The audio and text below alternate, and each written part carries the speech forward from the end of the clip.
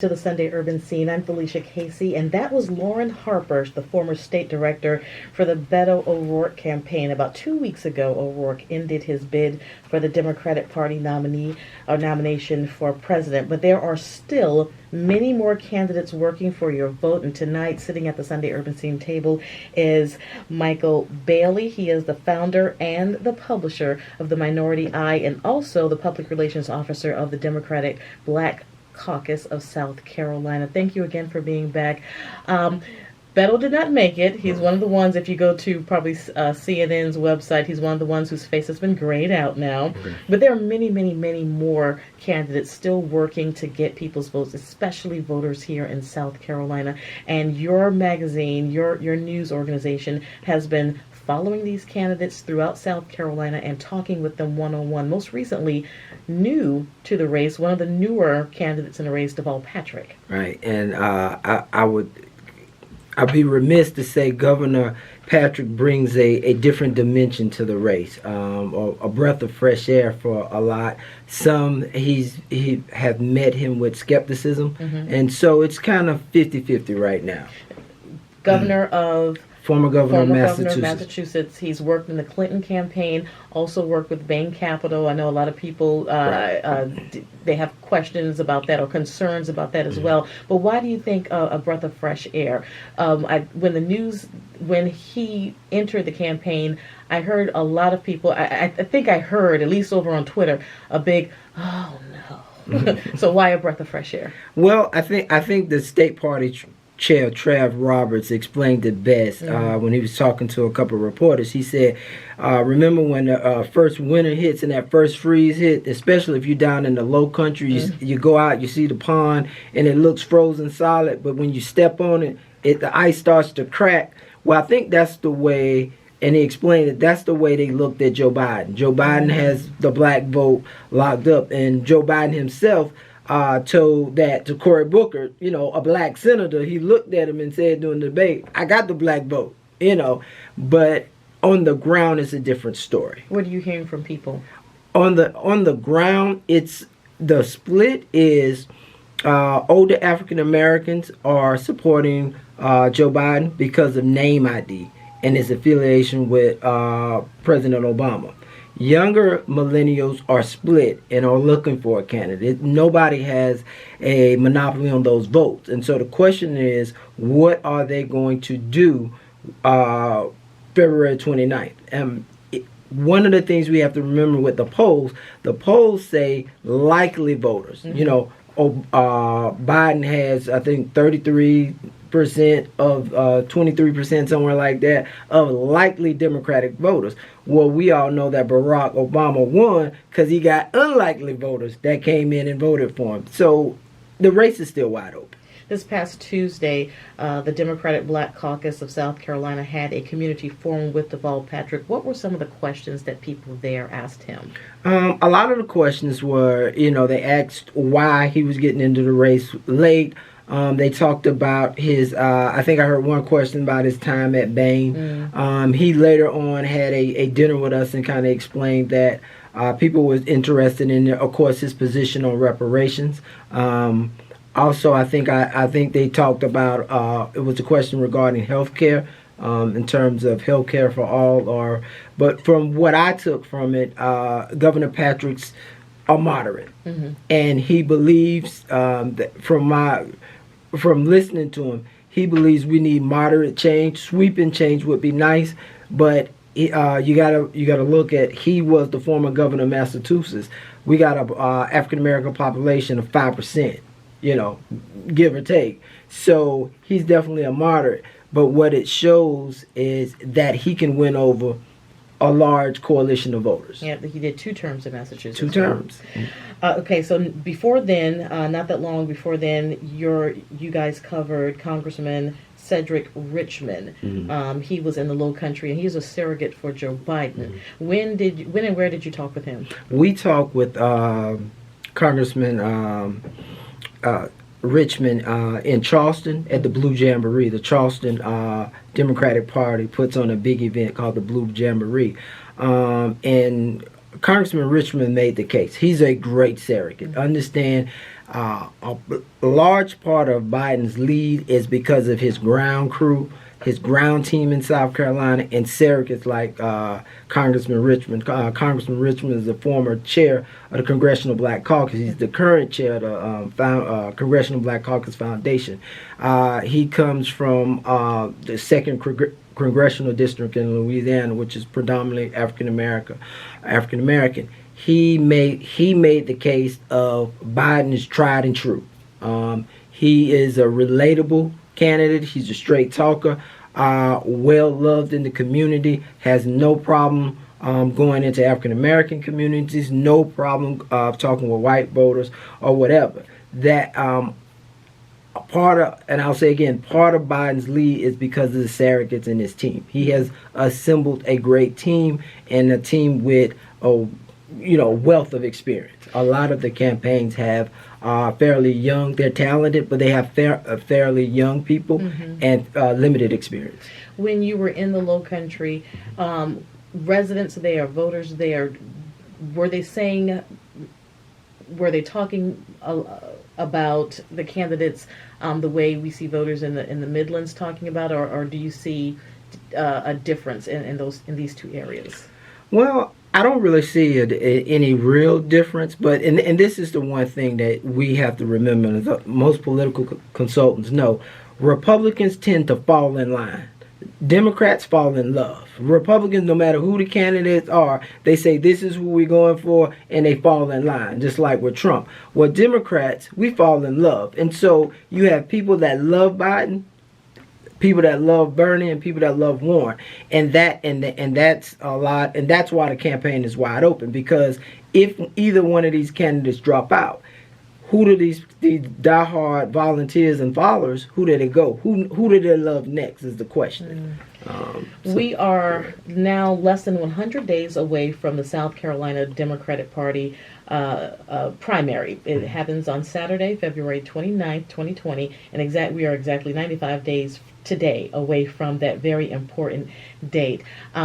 When O'Rourke dropped out, I think it left about 17, I believe about 17 candidates in the race. Here entered Deval Patrick, about 18, I believe that's the number. I have to double check my numbers, there's so many. I think 19 now, because Steyer got in, Bloomberg and Deval. Exactly. What are your thoughts, and if you had the chance to talk with people on the ground about Mayor Bloomberg?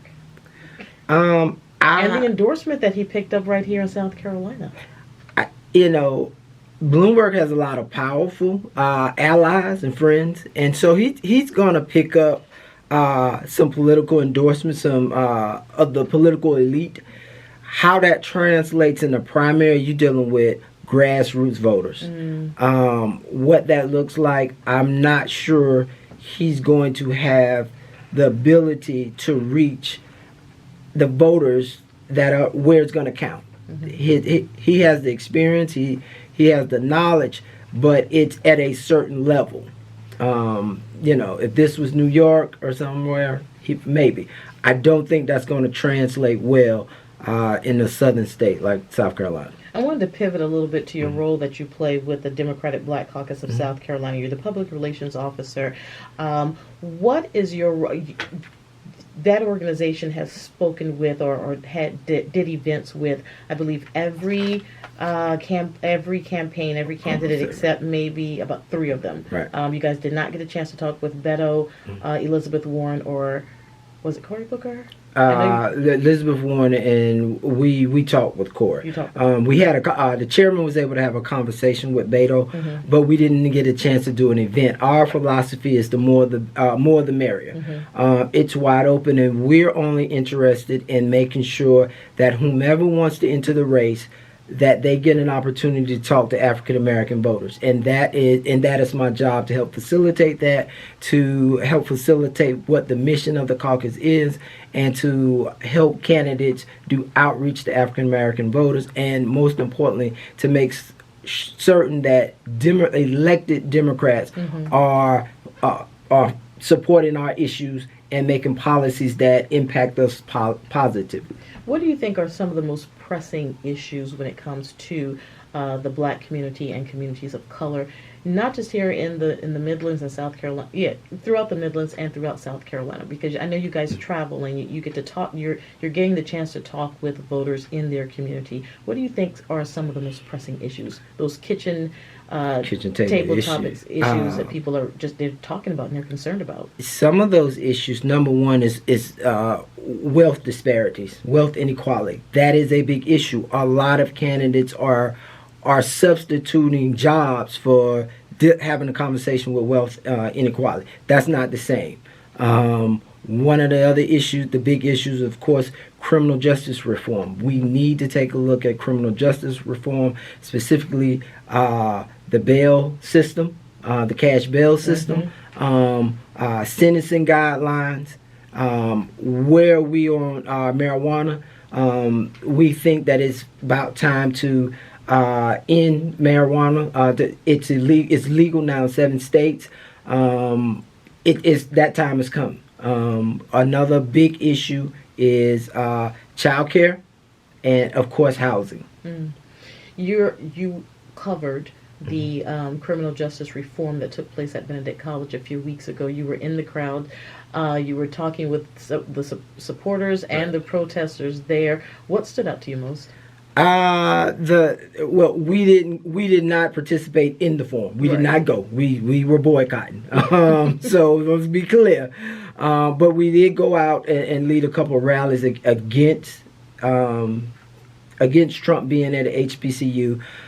What stood out to me was the consensus.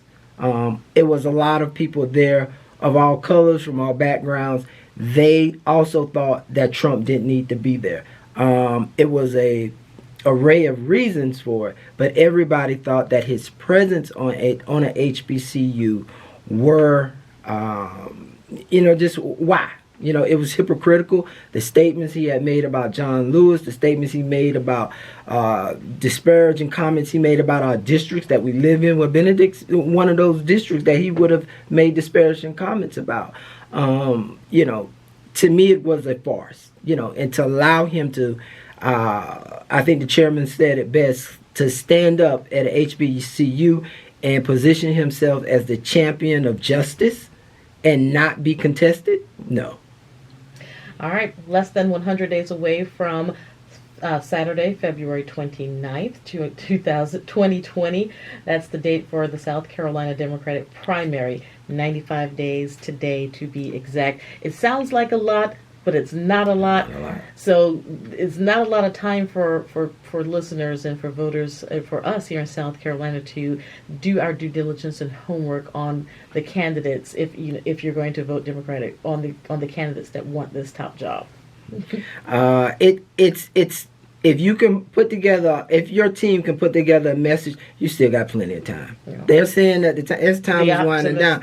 But if a candidate knows what he's doing, and knows what he or she is doing, and can come out and can come with a specific message to African American voters, I think that African American voters will receive that message. One more quick question. I know you guys also covered Marianne Williamson, right. And also did an interview with Tulsi Gabbard, right. Recently.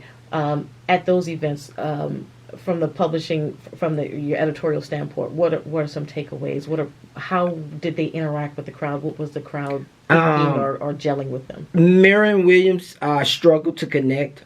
We liked a lot of the people liked what she was saying, but they were still a lot of them came out because they was interested. She's an interesting voice, I'd say the least. Tulsi, very posed, collective, and she, I think she's a candidate to watch. Well, that's really, really good to know that people will come out and they will come out to listen. That's really good. That's a good crowd that you have to work. At least you're coming in with an open mind.